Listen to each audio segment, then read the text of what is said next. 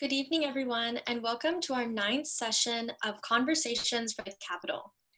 This series aims to highlight the experiences of American Ismailis who have worked in local, state, and federal politics or policy.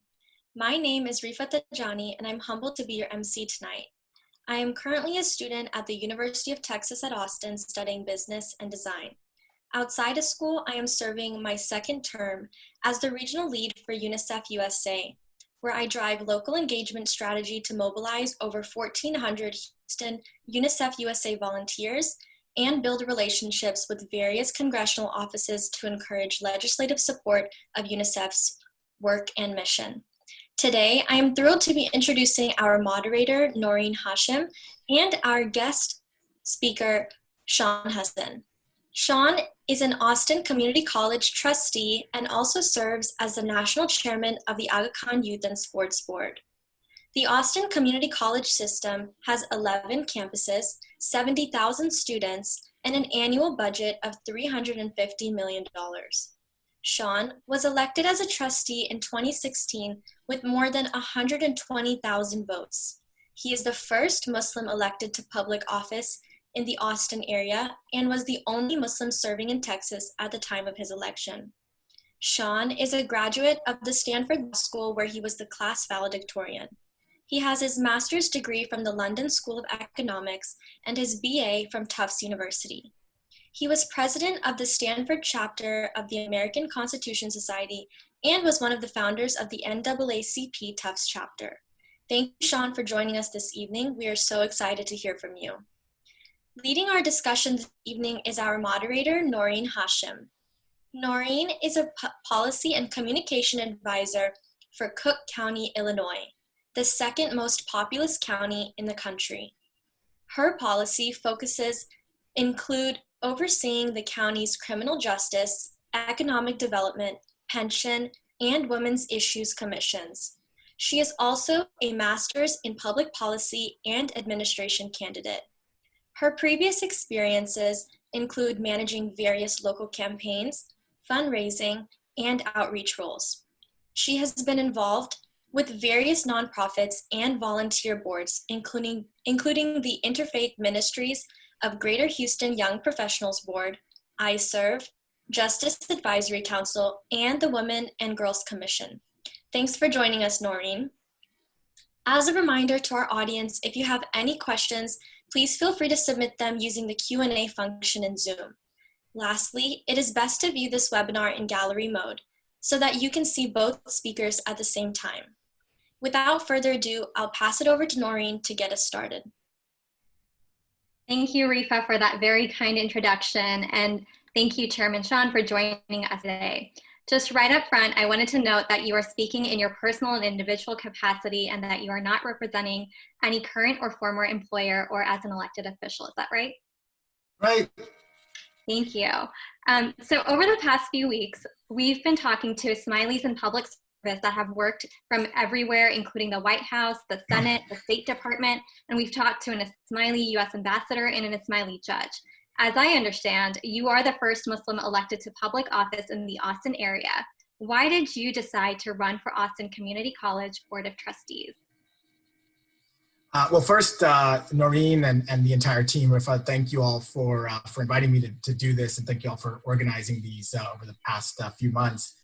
I think one of the things that many people don't always think about when they think about community colleges is the very, very large number of students. In the case of Austin Community College, where we have 70,000 students, it's tens of thousands of students for whom community college is their first time in their families to ever go to any post-high school academic setting of any kind, whether it's not just college, but those who are seeking career training programs are going to anything post-high school for the first time in their entire family. Most of them may have parents or grandparents who have worked jobs that didn't require even a high school completion. And so the student population there is a unique demographic. I think secondly, as I just alluded to, there are tens of thousands of students in a community college setting who are there studying career-focused fields, electricians, plumbers, people who are going to be going into manufacturing or healthcare, nursing. It's not your traditional even, hey, I'm going to take the 2 years here and transition out. So we have as many students who are doing those sort of career focused fields as we do, the traditional academic environment. And so for me, this sort of focus of the student body, I find to be extremely, extremely motivating and inspiring to serve. Part of it hits home for me. I grew up in a home where for most of my childhood growing up, my mom worked 365 days a year, literally, including Christmas and Thanksgiving and all the holidays that most people have off, worked long hour days. And despite, hard physical work, there was always some uncertainty as to whether, we were going to be able to make ends meet next month, or how things were going to shape up. Some unforeseen circumstance came up. And it wasn't until I was entering high school that my mom had a chance to attend a 1-year vocational nursing program at a county-funded trade school, at a vocational school that was funded by the county, that our lives changed. And it was a nursing program. It was a year. It was a lottery to get into the program. The demand was so high. And we felt that, she was fortunate to get in that program. She was done a year later, and it was the first time in our lives in all those years that, she never had to worry about, where the money was going to, and it was a steady paycheck. It was a predictable job. She never had to look for a job. There's, a nursing shortage in this country. It was a living wage. So we didn't become millionaires. Anyone can go and look at what a vocational nurse makes. It's just a living wage. But we felt like we had hit the lottery, because it was so transformative in terms of what it meant for our livelihood and our security and so on. And so I saw how these sorts of programs for adults, many of whom have children, can be transformative for the life of that family. And I saw that part of it. I also saw what it took for an adult. In her case and in our case, we were lucky because as I said, I was entering high school, so we were a little bit older. There are so many students at Austin Community College and community colleges across the country who have young children. They have to figure out childcare. Transportation is an issue. The cost of textbooks are an issue. I saw that firsthand with my mom. Literally, there were terms, it was a 1 year, but you had 4 terms. There were terms where she started the term without the textbooks for that term because they were so costly that she had to wait, to sell the previous term's textbooks before she could buy textbooks for that term. So I saw how transformative it is. I also saw the barriers. And so for me, this is such an intriguing and inspiring area to serve. No, it definitely sounds like your mom is a source of inspiration, and it's amazing that you have this lived experience and you're able to apply that now. So just a question for you. So you lived through this experience, you see that education, it has a transformative effect on families, and it had one on you. How did you decide to go to college afterwards? Where did you decide it was tough because of a mentor, or did your mom encourage you? What happened with that? Yeah.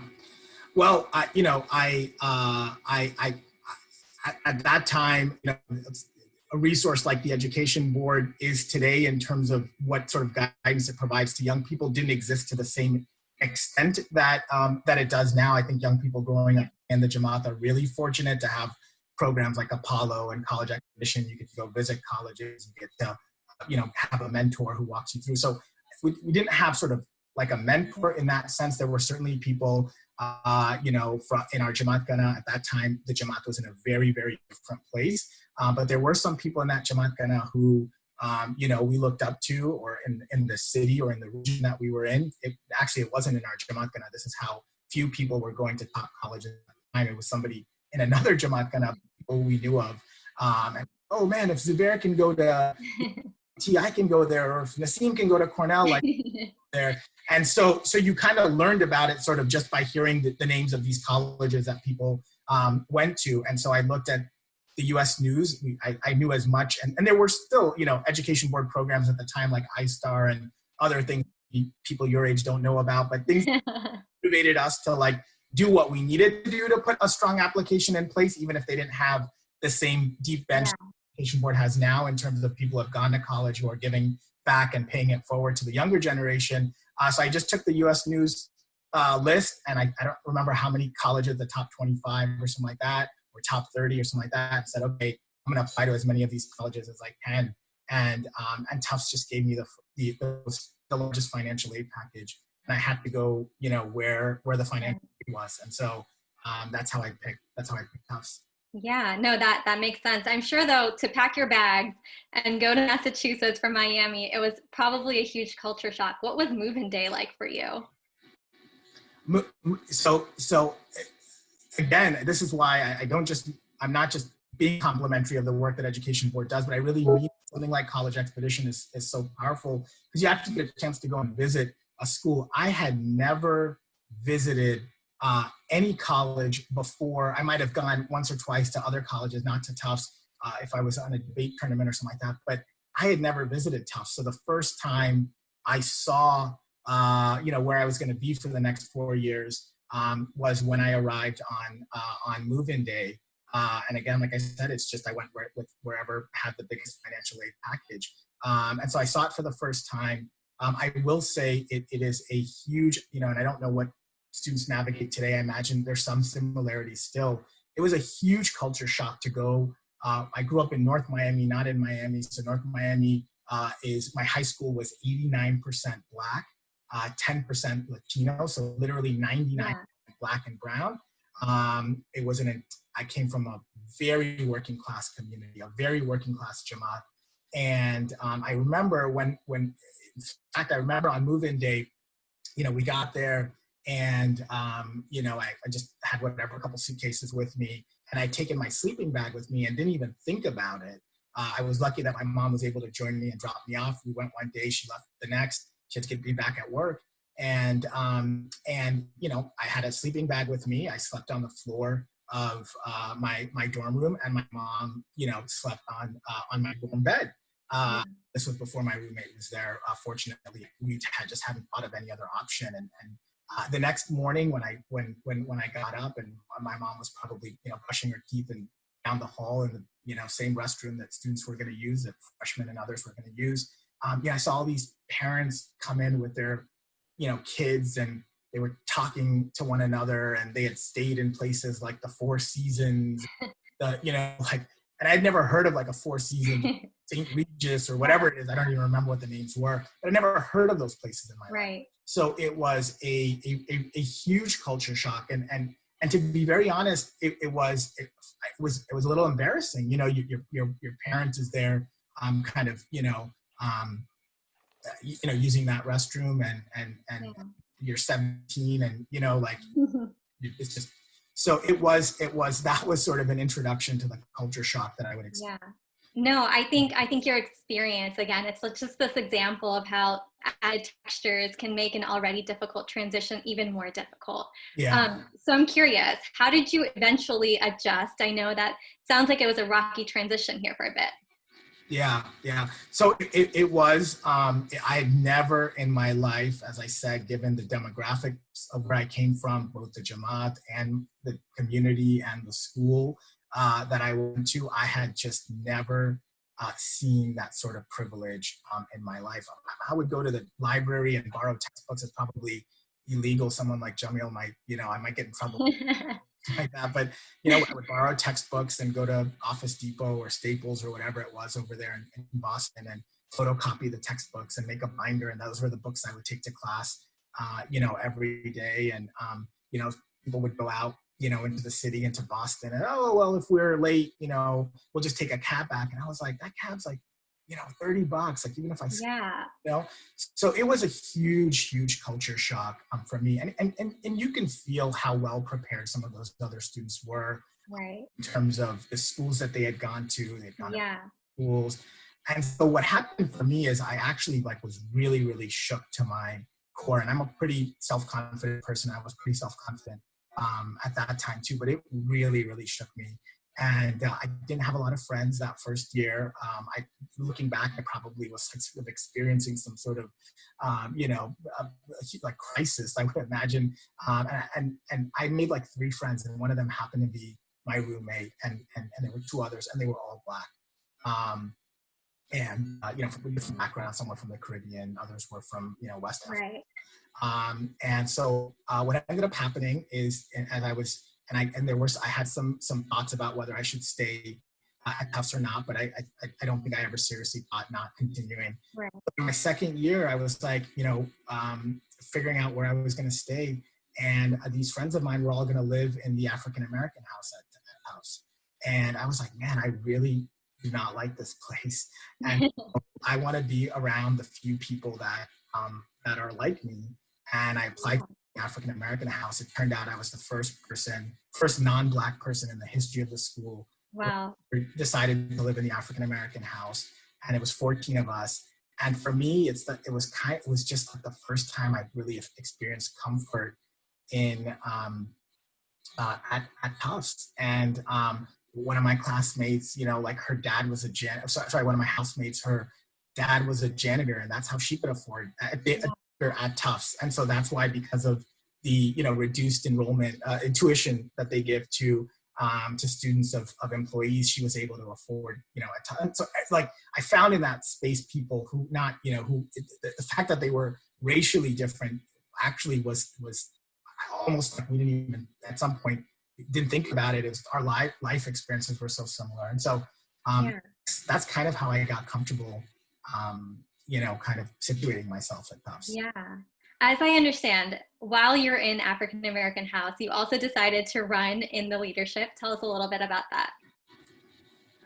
Yeah. So, once I got comfortable, I was sort of a little bit more, myself. I think by my second year, I was, myself, and it was a pretty vibrant community. There was a center associated with the house that did programming.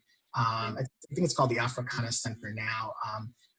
But did programming, and so we were all expected, if we were living in the house, to do programming, and I enjoyed it. We brought Cornell West, and Right. I remember waiting outside of his office at Harvard because we couldn't afford the speaker fees and our student group, and so he said yes to me.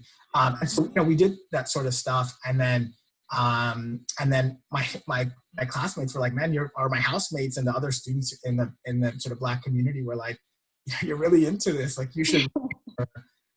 You should run for leadership. And again, it kind of like, this was my community. Right. So I decided to run I didn't think it was appropriate to sort of run for president, because I didn't want to take that space away from someone else. And so I ran for vice president. I was elected.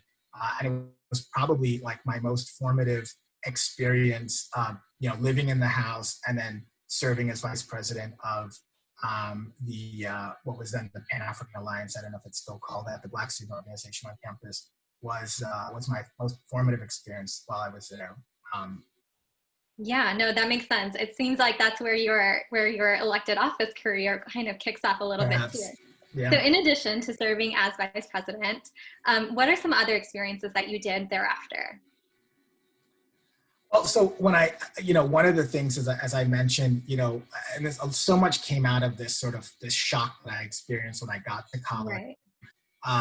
One of the things that really stuck with me was just, like I said, the fact that people just seemed, the ones who would come out of the colleges or like these really elite public schools. And I didn't know about any of this. I sort of made sense of it over the course of the time that I was there and in the years. Yeah. They were clearly so well prepared. And so, as I was thinking about what I wanted to do after graduation, I was like, I kind of would like, to help people that were, kind of like me, at least know what to expect, even if they're not going to be able to solve for their socioeconomic background or their family background or which high school they went to. But at least if they come in here and they know what to expect and they know that someone like me has sort of said, hey, I made it through, you can make it through. It will hopefully engender, kids are already from those sort of backgrounds, resilient and gritty, but hopefully it will add a layer. Yeah. So I decided that gap a little bit. Yeah, exactly. At least, you kind of walk in eyes wide open. And so I went back to my old high school, the high school I graduated from, and I became a public high school teacher. And I taught history and government, and I did that. So that was my kind of sort of immediate work for graduation. I've spent time in the years since working in youth development. I was a vice president with the Boys and Girls Clubs in East Palo Alto. So I know my intro mentioned Stanford. For those people who know the Bay Area, Stanford is on one side of the highway. East Palo Alto is on the other side of the highway. There was a time in the 90s when East Palo Alto was the homicide, the per capita homicide capital of the country. And it really is an example in our country of a highway dividing these sort of totally different life experiences. And so I was vice president with a nonprofit in East Palo Alto. I've worked on some political campaigns, and then ultimately landed in this role. I shouldn't say. Oh, landed. It seems like actually you were dabbling a lot with youth development, with education. Eventually, it seems like you did ultimately decide to run for office. When did that happen? So I had lived in Texas a number of years after college and after my graduate program to California, but always assumed I would come back to Texas. So I moved back in 2015 from California and came to Austin. I was previously in Houston. I decided to come to Austin. My wife found a wonderful job with I mentioned this because it's so important. It's important work within the Jamaat. She works for a domestic violence survivors and sexual assault survivors nonprofit working with immigrant, refugee, primarily women. So we ended up here, and I was here in 2015, and through a variety of factors, I decided a year later that I was going to run for office. And so it was, I had been in Austin just about a year. Wow. When I filed for office. Yeah, that's almost unheard of. I just don't know that many people who are in a place for a year and then run for office. Yeah. So it must have been a tough campaign experience, getting to know the lay of the land, getting to know the people. Can you describe what a typical campaign day was like for you? Yeah, I will say, I was here for a year. The lesson in that, I'm not recommending to people, though I'm not discouraging it either, recommending to people that you move to a place and, you run for office. As you mentioned, I'd spent, many, many years kind of in education, in underserved communities, in communities where either the students I was working with or their parents in many ways, and as I said, my own lived experience in many ways resemble the demographic of the student at Austin Community College. And so it wasn't like I was coming into something completely new and just deciding to run for office. I had spent there and I'd been involved in, as I said, campaigns and other progressive organizations. And so when I came here, it wasn't like, and I got involved, in kind of the political. It wasn't on a whim. It was very. Yeah. And people weren't, I've seen people do this where they sort of show up and rightly so, people are very skeptical because they're like, where did this person come from? Yeah. But I had a history, whether at law school or as an undergrad, of activism, of being in campaigns, in progressive work, working in education. So it wasn't like, it was a year later. So that is unusual. It is unusual and do it and do that. But I just want to make it clear that it wasn't that, that I had a background in this work. And so a typical campaign, well, first of all, the other thing is, besides being here for a year, when I filed for office, I think my older son, who's now 4, this was 4 years ago, my older son was about 6 or 7 weeks old when I filed. Oh, wow. And so, it really took a lot of family support, mostly, my wife and my in-laws, my mom and my brother, and everyone sort of chipping in to take care of family and the house and all of those personal things that you have to take care of, because campaigning is full-time work. In my case, the district is 5 counties large. It's the size of a congressional district. As we mentioned, I think there were about 250,000 voters who cast ballots in our race. It's a large, you're trying to get to a lot of folks. And so it's nonstop. You're doing events, all day, every day. And then you come home and you're trying to raise money and you're sending follow-up emails. Yeah. Staff at that point, my staff was my brother, Oh my gosh.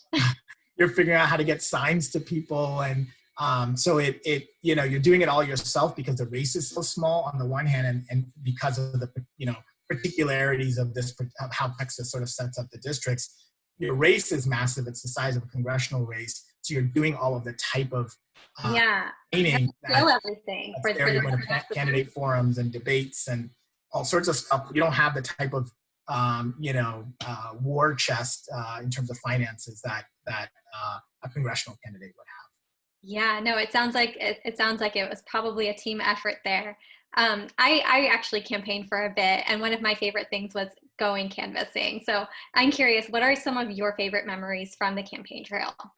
Yeah, I think I hear that from a lot of people, and I think that is sort of the common denominator. I at least from the folks that I know who are either as elected officials or have worked as staff or volunteers. It's people contact. I mean, we live in a time where folks are, perhaps like especially cynical about politics. Hopefully they're hopeful.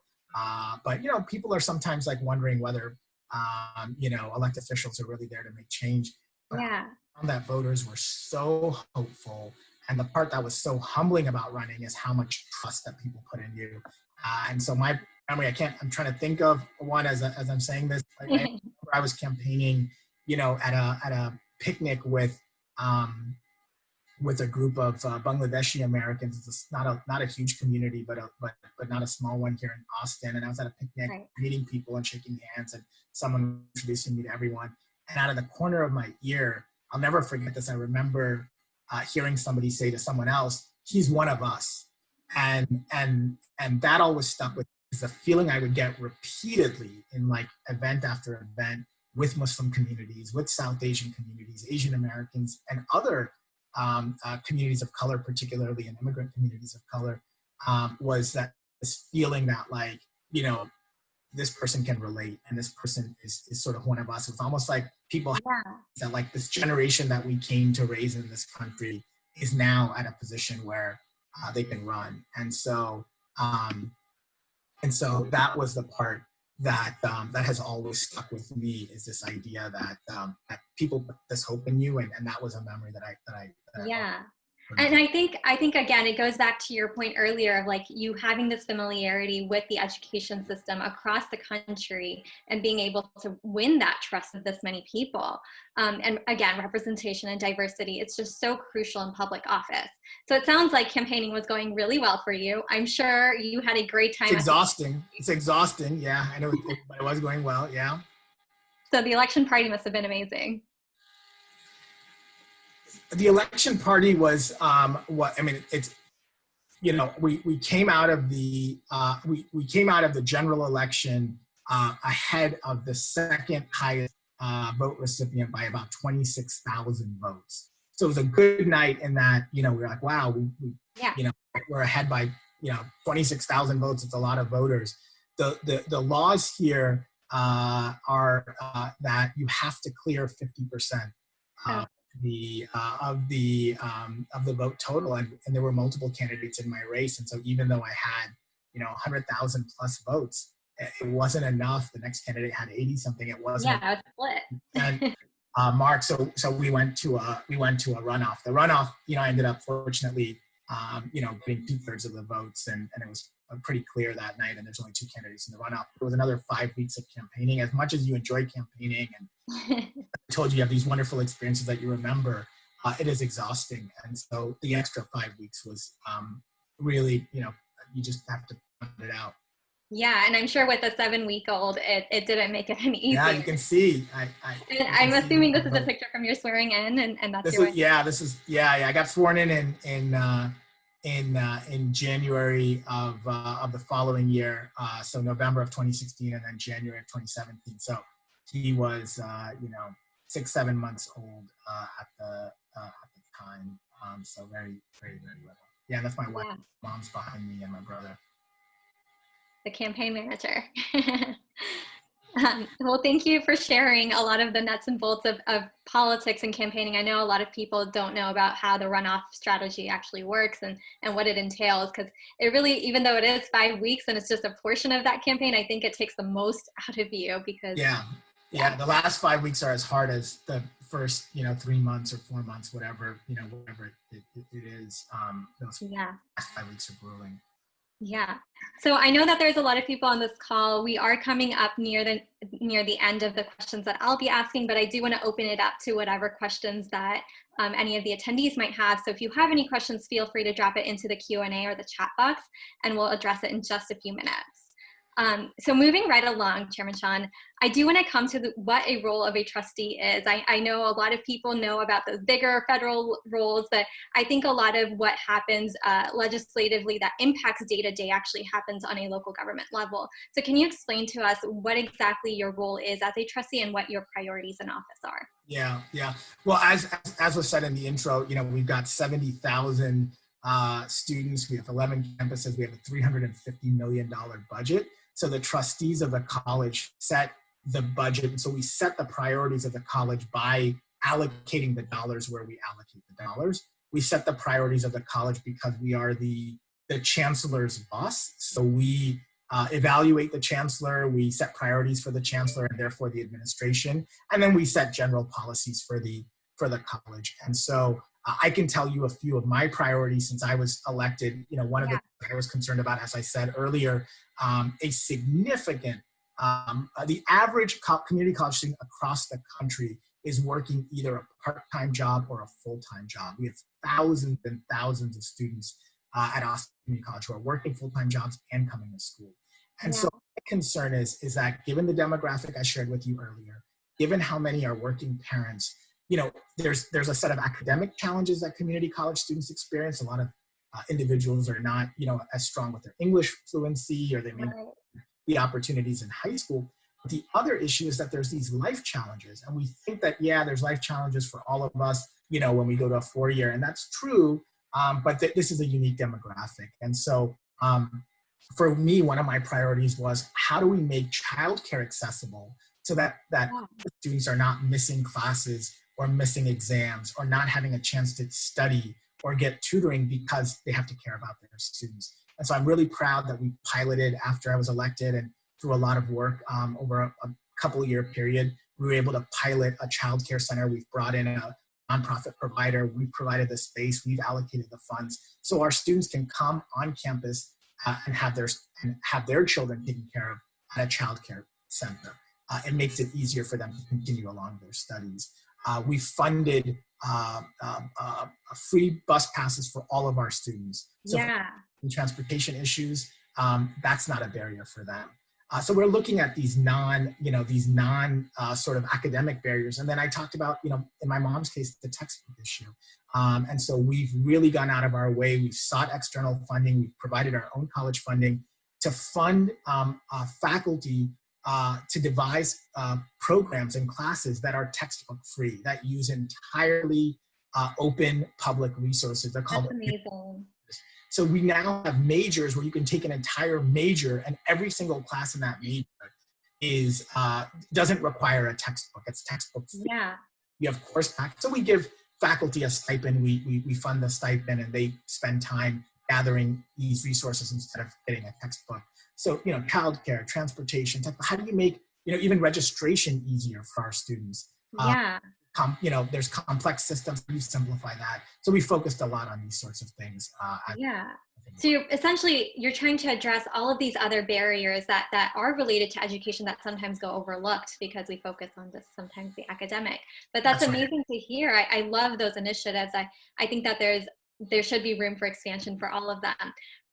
Just like what you've been talking about, I'm curious. I know that we're living through a pandemic right now. Everyone has had to adjust a little bit. How have the community colleges adjusted to this pandemic, considering that these are parents maybe juggling, kids at home, trying to do school from home, or maybe they're essential workers or whatever else their circumstances? It is devastating. So I don't want to understate the impact. I can tell you what we've tried to do by way of positive steps. Working through it. My concern when we went online is, again, given the demographic of our students, are all of our students comfortable with technology? Do all of our students have hardware? Do all of our students have internet access? And these are the questions that public schools are dealing with It's very easy to say we're going to go online and you and I can get on Zoom. That's not the case for so many of our students who are trying to take their GED or their ESL or become a truck driver or a nurse. That technology is not that easy for them. So we've tried to make sure that our students have the hardware. We're working with, internet providers, negotiating rates. But the tough part is to make sure that that comfort with the technology is there. And so we're working with students to get that there. We lobbied the federal government as part of the CARES Act. We did get some funding that we could provide students for the life expenses. Now, again, it covers the cost of college. It doesn't necessarily cover all of their life expenses, but some of the related expenses, so that if they lost their job, they can't afford tuition. We could put some dollars there. All of our parking lots, for example, are Wi-Fi zones now. So if a student and in their car and still access the internet, if they don't have internet at home, they can access the internet from the parking lot. So we're doing this. We're calling our students. Making thousands of calls a day to figure out what it will take for them to persist, because this is a time many of them have lost jobs, and this is a time that maybe they need that. They actually need to get over that hurdle and complete the program so that they can find another job, and hopefully the economy will allow for that. So these are a few of the things, but I don't want to present a rosy photo. We're overwhelmingly online. We've introduced the classes that are hands-on that require, if you're a auto mechanic or a welder or a nurse and you have to practice the application of the skills, we've reintroduced those classes with all the physical distancing. But it's still, for our students, it's hard for everyone, and it's particularly hard for our students. We've got children at home that they have to care for while taking school. It's hard for all of us to do that. I mean, definitely. I think all of those added textures do make it more complicated, but it seems like almost you at least had that online textbook version going. It seems like there are some steps and building blocks in place that helped you get to now this other step, and maybe help out just a tad bit more there. It's amazing to hear, and I'm sure that, again, I wish you luck in whatever future policies and programs you're pushing out for folks there. Folks, again, if you're attending, there's a few more minutes left of questions that I'll ask, but I do want to hear from you guys, and I'm sure Chair Sean does as well. So please drop those questions into the Q&A and chat box, and we'll be sure to get to them. So just a few more questions. You've kind of talked a little bit about your SEVA. I know we introduced you as the national chairperson of KYSB, which is Aga Khan Youth and Sports Board, for anyone who doesn't know. Along with juggling all of these commitments, how do you think your SEVA career, as well as your role as a trustee, how do they reinforce each other? And do they reinforce each other? That's actually a really great question. I think I've been really lucky to be involved in Jamaati work for a number of years, and in SEVA for a number of years. And my experience has been one of just tremendous learning. I've learned problem-solving skills and how you drill deep on issues. You don't accept surface-level answers. Our Jamaati institutions are so blessed because you get people from all sorts of backgrounds that are bringing in expertise. So I've learned from people over the years, folks who are data-driven, and you learn to kind of really drill down and solve problems and think about, in the case that even registration for us at Austin Community College. Look, our students, is this an easy thing to navigate, or is this going to be a hard thing for someone who's a working adult who doesn't have a lot of time, who may not speak English all that well, to make their way through all of our hurdles, our registration hurdles? Well, this is the type of stuff in some ways that Jamaati institutions are navigating every single day to figure out, how do you make programs accessible to all segments of the Jamaat? What are the tools? What are the barriers? Not to say that Jamaati institutions are perfect, no one is. But you take so many of these learnings, and it hasn't just been in my elected office, but I found what I've learned through the institutions to be so useful in political campaigns and when I was a law student at Stanford. And so there's definitely been a lot of learning that have gone from my institutional work to my elected office. And I'd say, look, as I said, so much of what the institutions are focused on now is to make sure that members of all backgrounds, members of the Jamaat of all backgrounds, have economic opportunities, that they can upskill, they can get the skills that they need, focus on multi-generations. Imam has talked about poverty and being, a generational challenge. So how do you focus on both the adults and the children? And so my work at ACC has informed my thinking on those issues. And so to the extent that I can come back into the institutions, some of what I'm learning about adult learners and upskilling and getting new, learning new careers and so on, and bringing that back, particularly for the Jamaati segments that need it the most, our settling segments and so on, our newly settled Jamaats. I think it's been helpful in both directions. Yeah, no, I concur with a lot of what you said. And I guess following that same thread, what role does faith play for you in your work? Look, I think ultimately, hopefully everything we do is inspired by our faith. I can tell you my concern for the segments that are at the margins, that are vulnerable, and this is kind of the bread and butter of community colleges, is not just rooted in my lived experience, as I described earlier, but it's very much influenced by our faith. I think this ethic of service that is in our DNA. I think the guidance that the Imam has given, going back forever, in terms of the commitment to, all segments of the Jamaat, in terms of all segments of society, and addressing the poor, the marginalized, and the role that education can play. We know that education on its own is not a silver bullet if circumstances are not there, and the systemic issues are not addressed. And so this is sort of, I think, the stuff that our faith teaches us about. It teaches us to inquire and push. And so I don't know how to answer it, because I don't think it's not disaggregated. It is, my faith is at the core and at the heart of what motivates my work in political office, but also whatever other work I've done as a high school teacher and in the nonprofit sector, and in all the work I've done. I think faith and our values inspire all of it. Yeah, thank you. Thank you for sharing that answer. I'm sure that was hopefully something that resonated with a lot of people on this call today. I do want to take some time and run through some of these questions that we're getting in. And again, just feel free to keep them coming. We're going to try to knock them all out today. So one is from Senya Merchant. Are college students that work part-time or full-time eligible for CARES Act unemployment insurance? So I can speak to the context of the community college, where in our case, we are given certain funding to distribute out to our students. And so there's some enrollment requirements, and then we've got, we build out our processes. Everyone knows this CARES Act have moved very quickly.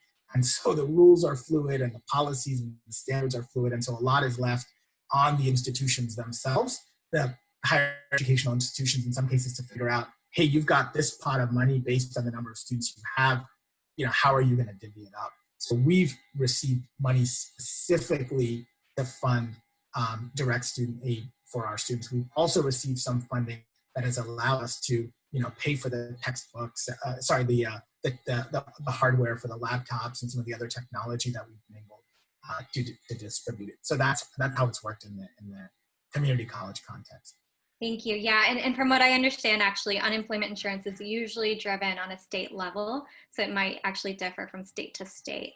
The next comment is from Miraj Rahimi. Chershan, you have had an inspirational career and you continue to inspire our youth. In addition to your family, what keeps you going? What keeps you motivated to serve? We talked about faith being a critical central motivator that remains a motivator. My family, as I've talked about, my mom and my wife and my children, and those are, I'm reminded, and I think, again, I've been very fortunate to continue to have contact with individuals who are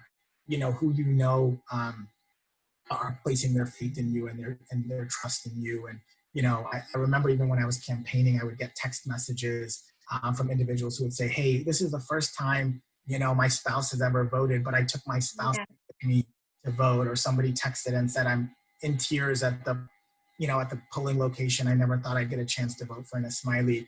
And so those things are certainly inspirational as well. And I don't know that the people that were texting me realized the impact that they had on me. They were telling me about the impact I had on them, but actually I think the impact they had on me was so much greater. And I literally, I would get those text messages, and you asked about, the campaign trail, and it's so exhausting. And those last couple of weeks of early voting, you're standing at the polls, and, at that time it was pre-COVID, you're shaking like hundreds of hands, and you're seeing people that it's exhausting as much as it's, exhilarating and it's inspiring. It's also physically and mentally exhausting. But to get those text messages, while you're doing that, while people were in voting, I found to be tremendously inspiring, and it sticks with me. Yeah, thank you. Thank you for sharing that. The next question that I have is from Sadruddin Nurani. How can we encourage our new Smiley American youth to get engaged in local politics and, of course, gradually in national politics? Sadruddin is also from Chicago, and he's the first Smiley in North America to be publicly elected in 1989 in Chicago for school council and served for 12 years. So thank you for your service. Well, wonderful. Yeah, it's so nice to receive a question from someone who was early trailblazer. I think, look, I think the types of things that you all are doing right now are going to inspire, more and more young people in the Jamaat to get involved in elected office. I would encourage people to look at local offices as much as at national offices as spaces to make an impact.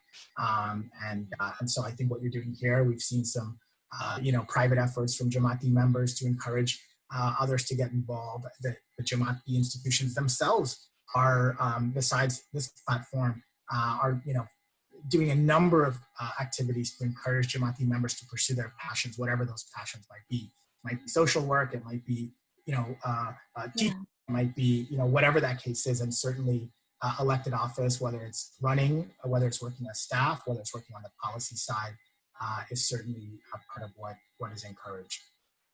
Yeah. The next question is from Ambu Virani. What's your proudest accomplishment in your role serving in office? I'd say I mentioned the child work that we did. I ran on it. Sometimes it's really hard to get accomplished, the things that you run on. It's really complicated once you get into office to convince, there's 9 trustees. I have to convince 4 other people that they should go with this, and the administration has to buy in. Otherwise, it's not going to be implemented effectively, and we have to fund it. And so that took a lot of maneuvering over a long period of time, working with city council members to have them exert pressure, getting community members into the meetings so that they could have their voice heard and they could express how important this was, our students themselves. And then, thinking through the dynamics and the operational aspects of it. It's the administration's job, but those are the things that are pointed out as to what might make this thing not work. And so you want to get ahead of that and show how we can address those things so that the program is set up for success. So I'd say, so far, I think that the childcare, in terms of a policy area, I think the childcare work that we've done, and hopefully we'll expand it for other campuses as well, is probably high up there in terms of what we've accomplished. But, we're paying all of our employees a living wage now. That wasn't the case 4 years ago. So there's a lot to take some comfort in, but so much more work left to do. Yeah. So folks, again, we're coming to the end of the questions that we've got. Please do chime in with any other questions that you might have. Chershan, again, following some of that thread of like having progress, seeing the needle move a little bit. Do you have any suggestions for folks? I know November's coming up and getting involved in politics or government. Yeah. Well, look, it's 50 some odd days, maybe 51 or 50, or I'm losing track myself. You can still join a campaign if you want to take, the next 6 weeks or whatever it is, and join a campaign. You can do it. You can go to a swing state and work in a campaign office. I can guarantee you, and I see one of the questions that has just come in, I can tell you that the experiences, especially for people who have worked in our Jamaati context. What I mean, I don't mean work even in formal roles in the institutions. I'm talking about if you've been in the uniform volunteer corps, if you have been a mosaic counselor or a local project team member. My experience, my wife's experience working on the campaign is the skills that we learned during Seva as young people in our Jamaat were so useful on the campaign trail. And I worked on the Obama campaign, and they said, this is the best campaign in the history of campaigns. It's a campaign. You've never seen anything better. And my wife and I were in 2 different cities. This was before we had kids, working on the campaign. And we would check in with each other, and we were like, man, they say this is the best campaign ever run. Like, there's so much room for improvement. And I could bring them a big local project team and the counselors, like the 17 and 16 and 15-year-old guides that are so talented and learn so much from the Mosaic context. And I can guarantee you that they can run this office more effectively than some of these people who have been doing this. And that's not saying it in an immodest way, but just to say that young people learn so much through the SEVA they've done. So if you've done work and you want to go work on a campaign, you can still do that. If you want to be a poll worker, there's a need for poll workers right now because of COVID. There's some shortages. So find an opportunity. Don't just focus on the polls near your home. Find out which areas, underserved areas, need poll workers and do that. Our institutions are doing a number of initiatives, so I would continue to follow our institutional activities to see what opportunities come up. And at a minimum, find out what the requirements are in your state. Make a list of all of your family members, all of your friends. Find out if if they're registered. Yeah. Make sure they follow up with them until they get registered. Find out when early voting starts, and then stay on them until you know that they've casted that ballot. So you could work for a campaign, you can be a poll worker, and you can encourage a lot of voting. I would say those are 3 things we can do in the short time we have left. Yeah, love it. And folks, if you want to do any of these and are interested in it, the.ismaili/USA/vote has a lot of this information, so you can access it there, as are a lot of other websites doing the same. So a couple more questions. One, which you kind of answered, but I do want to hit at it one more time. You've been handling camps as well as a lot of other programs. How have these experiences helped you navigate maybe getting into Stanford or maybe another opportunity? Yeah. Look, I think I was really fortunate when I was working on camps. I continue to work on them, but I've worked on them from a young age. And you learn, as I said, tremendous people management skills, project management skills, you're negotiating and navigating. And most young people outside of the Jamaat will unlikely have had those experiences. I can tell you, in the privileged bastions of Stanford Law School, even over there, most of the folks that were my classmates who came from very wealthy backgrounds, private schools, they were the children of judges and lawyers. They had a lot of resources that I didn't have and others may not have had. They didn't have a lot of experience managing things. They didn't have a lot of managing people. They're not, that wasn't a strength they brought. They didn't know how to navigate complex organizations and get work done, even when there's, you've got to account for different points of view. That's all the stuff that you learn serving in the Jamaati institutions, including in the camps. And so if you do that work, and there's other parts of the institutions where you learn so much as well, not just the camps. So I think we should reflect a lot on the things that we learn. I don't think it's not something conscious that we're thinking. We're doing the seva, we're doing the work for other reasons. But I think reflect on that and articulate that as you're looking at opportunities, because there's a lot that we learn doing the work that we do in the Jamaat. Absolutely. So 2 more questions. I can tell you it helped me get into Stanford Law School. I know that. Yeah, I believe you. 2 more questions before I turn it back over to Rifa. One is from Nosha Karamali. Do you have any other ambitions? And he loved listening to you today. And he what? He loved listening to you today.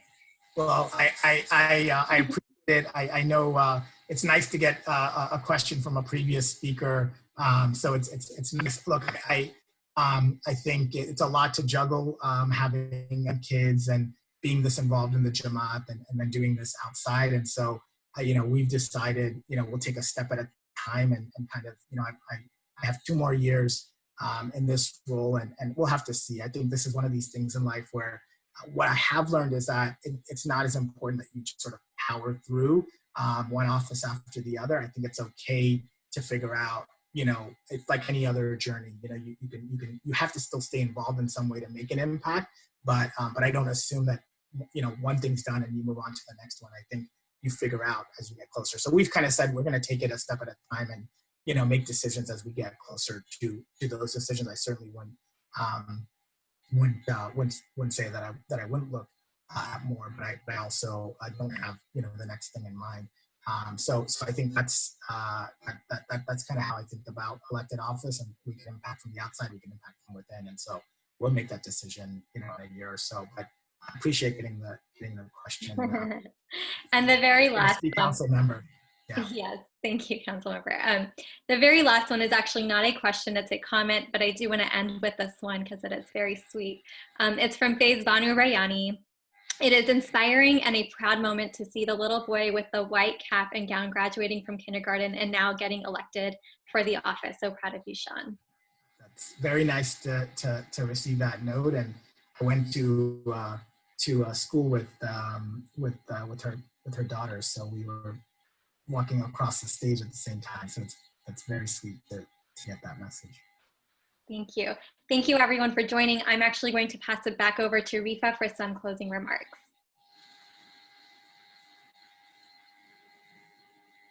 Thanks, Noreen. And thank you, Sean, for sharing your background and for giving us an incredible look into into setting community-focused higher education policy. Thank you also to Noreen for leading such an insightful discussion, and everyone who joined us tonight and over the course of the Conversations from the Capitol series. We would also like to encourage everyone here to remember to register to vote, as well as complete the 2020 census. We hope that everyone has a safe and wonderful weekend. Thank you, and Yalimudad.